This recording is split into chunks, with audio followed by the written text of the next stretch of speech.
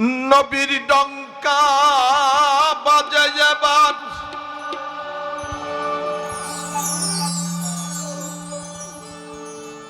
নবীর ডঙ্কা বাজে এবার, নবীর ডঙ্কা বাজে এবার, শহর মক্কা মদিনা। সেই যে মদিনার কথা বলেছিলাম, যে সারা বিশ্বব্যাপী মদিনা হয়ে গেছে। আমরা আজকে দেখেন যে আমরা, আমাদেরকে বলা হয় আশেক। তাহলে ভক্ত আর হলো আশেক, দুটো ধারা। ভক্তের চাহিদা থাকে গুরুর কাছে, যা বলে, গুরু আমি এতদিন আপনার পিছে ঘুরছি, একটা কিছু দেন, একটু জপি। তো গুরু বলছে, তুই হেতু নিয়ে আইছিস আমার কাছে, তোর কাছে যা আছে ওর থেকে বাদ দে, শূন্য হ, নিজেকে শূন্য করে তারপরে আয় আমার কাছে। এতগুলো তুই জানিস, শূন্য করে আয়, শূন্য জায়গায় আমি না কিছু রাখবো, তোর পাত্র ভর্তি। সারা বিশ্বব্যাপী আজকে রাসূল করিমের গুণগান, তার শানে প্রেমে মানুষ আত্মহতি দিচ্ছে। আজকে দেখেন ইরানে ৭০ লক্ষ শিশু তারা জীবন দিতে প্রস্তুত, শুধু ধর্মের জন্য, দেশের জন্য। আর আমরা ধারের কাছেও নেই, জানি না সে প্রেম প্রেম প্রেম বলে করো কোর্ট কাচারি, সে প্রেমের বাড়ি কোথায় বলো বিহারি। কে গাইল গানটা? রেহেনা। প্রেম এত সহজ জিনিস নাই। প্রেমের দাগ রাগ বাঁধা যার মনে, সে কি অন্য তত্ত্ব মানে?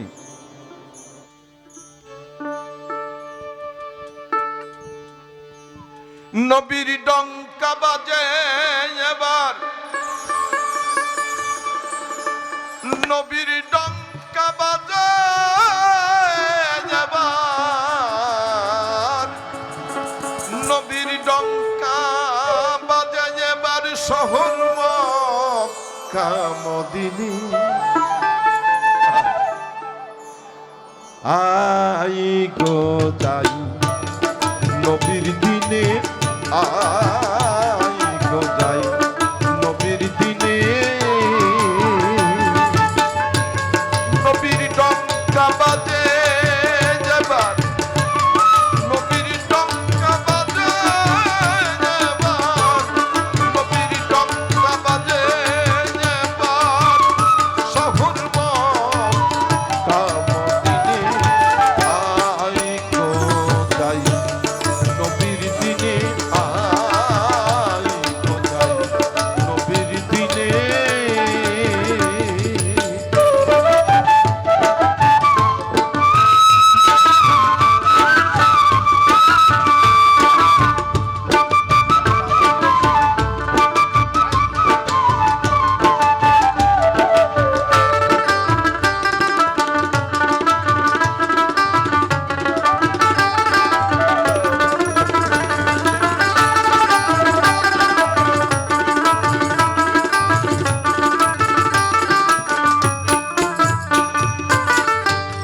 নবী মানে কি?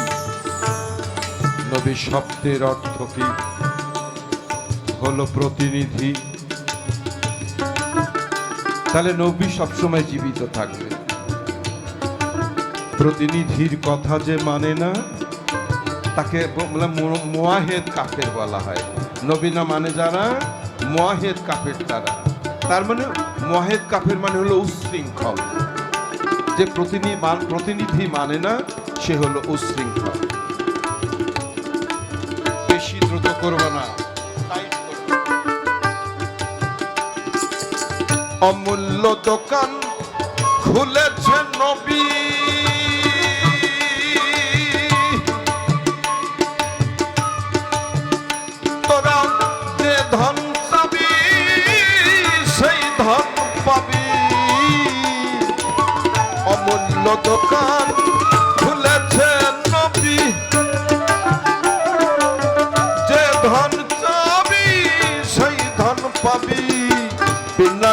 করির ধন সেধে দেয় এখন, বিনা করির ধন সেধে দেয় এখন, না লইলে রাখে রে, না লইলে রাখে রে পস্তাবি মনে। আই গো যাই নবীর দিনে, আই গো যাই নবীর দিনে।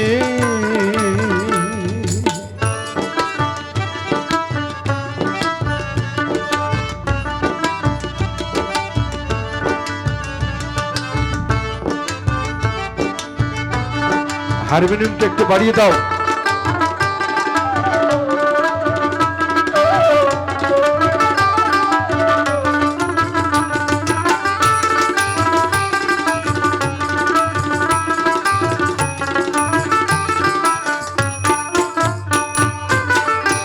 তরিক দিচ্ছে নবী জাহের বাতনে।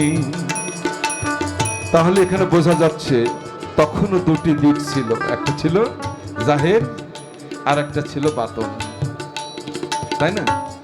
তরিক দিচ্ছে নবী জাহের বাতনি, যথাযোগ্য লায়েক জেনে, মানে যোগ্যতা অনুযায়ী তাকে গুরু কর্তব্য দিচ্ছে, কাজ দিচ্ছে, যার যতটুকু যোগ্যতা তাকে দেয়। অসৎ অভক্ত জনা গুপ্ত ভেদ তারে বইল না, বলিলেও সে মানিবে না, সে করবে কেলেঙ্কারি। তরিক দিচ্ছে নবী জাহের বাতনে,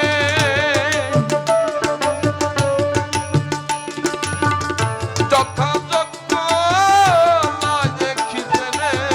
তরিক দিচ্ছে নবী জাহের বাতনে, যথাযোগ্য লায়েক জেনে। রোজার নামাজ ত্যক্ত দেহিকা,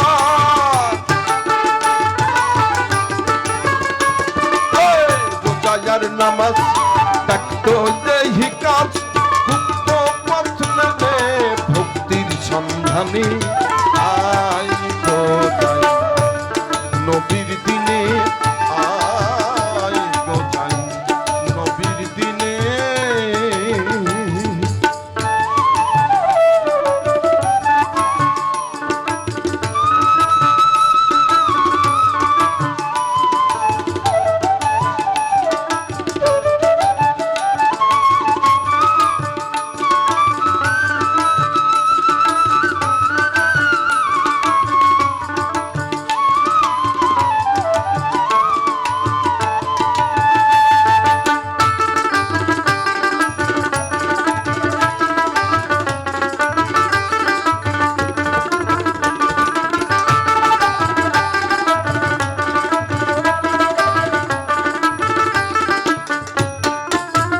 তাহলে সেই সময় থেকে এটা একটা বৈষম্য বলা যায়।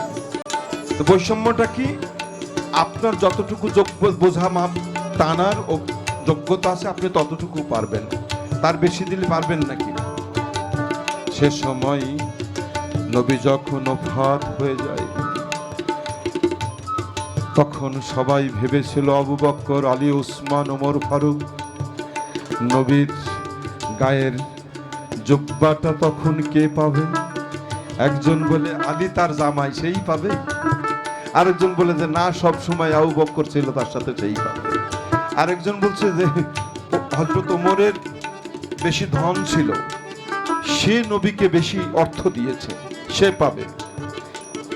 নবী যখন ওসিয়ত করলেন যে আমার ওফাতের পর আমার এই জামাটা ওই জঙ্গলের মধ্যে একটা পাগল আছে দেখবে, সেই পাগলকে দিয়ে এসে, তাহলে দেখেন পাগলের মর্যাদা তখন ছিল। তার নাম ওয়াস করনি, কোনোদিন কেউ দেখেইনি তাকে, অথচ তার খেলাফতটা সে পেল।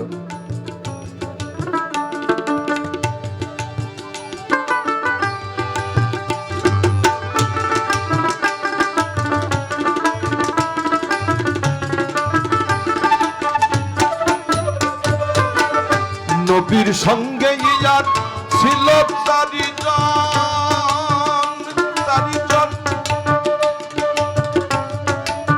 চারিকে দিলেন নবী চার মত যাজন।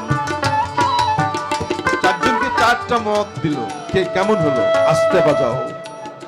এখানে সব ভাবের মানুষ। এখন নবী যখন মেরাজ হতে ফিরে আসলো, চার খলিফা আলাদা আলাদা করে আমার রাসূলকে জিজ্ঞাসা করিল, ইয়া রাসূলুল্লাহ, মেরাজ মানে তো সাক্ষাৎ, তুমি তো নিশ্চয়ই আল্লাহর সাথে সাক্ষাৎ করে আসলে, তুমি নিশ্চয়ই আল্লাহকে দেখে আসলে, বলো না আমার আল্লাহর রূপটা কেমন? এইভাবে চারজন যখন আলাদা আলাদা ভাবে জিজ্ঞেস করেছে যে আল্লাহর চেহারাটা কেমন, আল্লাহর রূপটা কেমন, আমার রাসূল করিম সবাইকে আলাদা আলাদা করে বলেছে, আমার আল্লাহ দেখতে ঠিক তোমার মতো, তুমি তোমাকে চিনিলেই তুমি তোমার রবকে চিনিবে। আলী কারিমুল্লাহ যখন জিজ্ঞাসা করলো আলাদা করে, ইয়া রাসূলুল্লাহ, তুমি আল্লাহকে দেখে এসেছো, আল্লাহর চেহারা সুরাতটা কেমন? বলছে যে আল্লাহর সুরাত তোমাকে আমি বলতে পারবো না, তুমি মার কাছে যা জিজ্ঞাসা করো। ফাতেমার কাছে বলছে। নবীর সঙ্গে যার ছিল চারিজন, চারিকে দিলেন নবী চার মত যাজন। আবার নবী বিনে পথে গোল হলো চার মতে, এই গোলমালি চলছে এখন। নবী বিনে পথে গোল হলো চার মতে, ফকির লালন বলে জানো সে, লালন বলে জানো সে গোলে পড়িসনি, আই গো যাই নবীর দিনে, আই গো যাই নবীর দিনে। নবীর ডঙ্কা বাজে এবার, নবীর ডঙ্কা বাজে এবার, নবীর ডঙ্কা বাজে এবার, শহর মদিনী আই গো যাই নবীর দিনে, আই গো যাই নবীর দিনে, আই গো যাই নবীর দিনে।